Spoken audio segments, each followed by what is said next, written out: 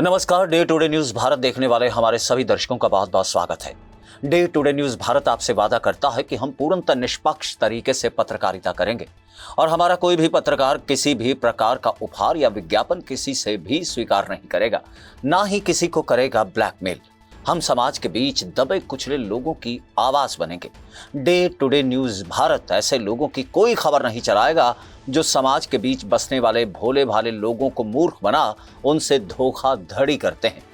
लोकतंत्र के इस चौथे स्तंभ को ही आप लोगों की नजरों में फिर से मजबूत करने की कोशिश करेगा डे टुडे न्यूज भारत।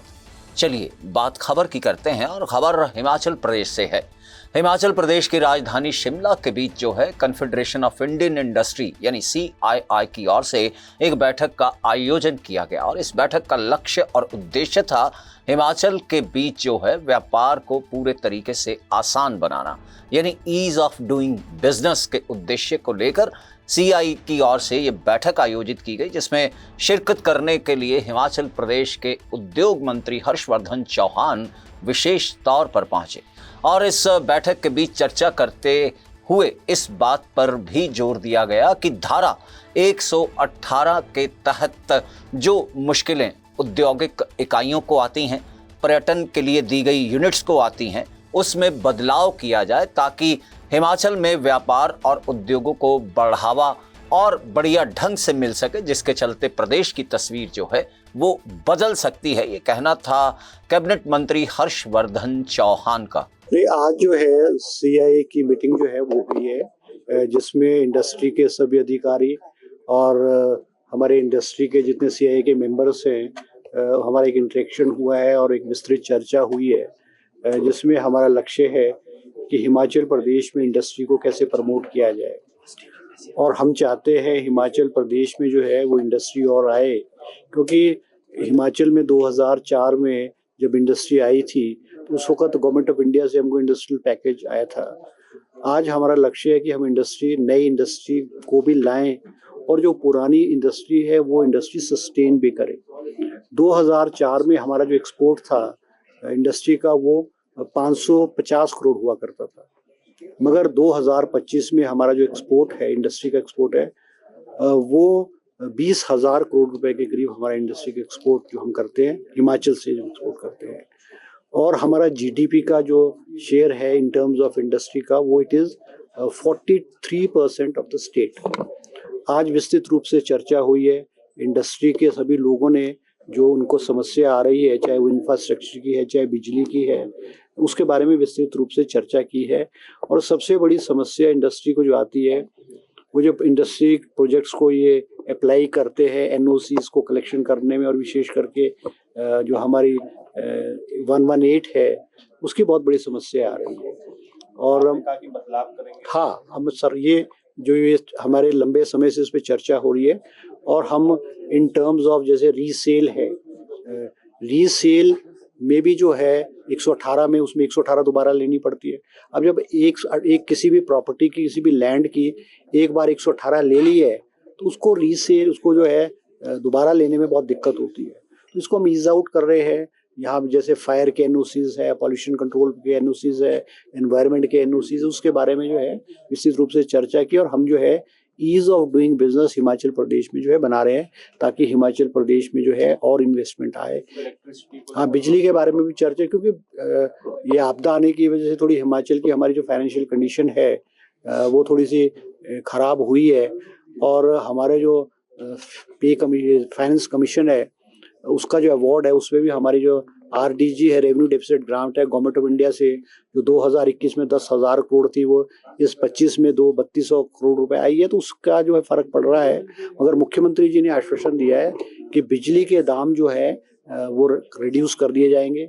अभी 40 पैसे पर यूनिट जो है अक्टूबर से जो उनको DBT के आधार पे जो रिफंड कर दिया जाएगा। तो हम इस ओर जो है वो सोच रहे हैं और हम गहराई से इनको कर रहे हैं ताकि हिमाचल प्रदेश में और इंडस्ट्रीज जो है वो आए।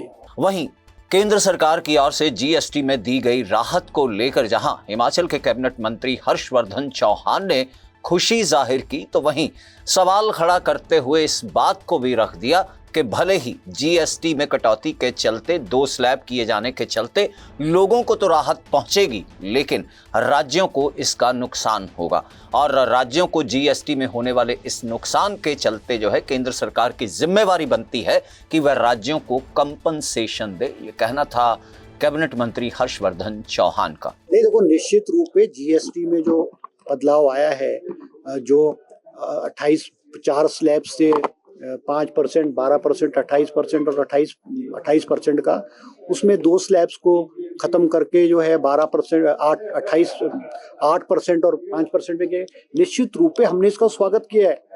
मैंने खुद अपने आप इसका स्वागत किया है, मुख्यमंत्री जी ने इसका स्वागत किया है कि भी इसमें आम आदमी को राहत मिलेगी, चीजों की दाम घटेंगे, कम होंगे। मगर प्रश्न ये नहीं है, हम एज एन गवर्नमेंट अगर हम बात करते हैं तो हिमाचल प्रदेश को लगभग 800 से 1000 करोड़ रुपए का जीएसटी की कलेक्शन में नुकसान होगा।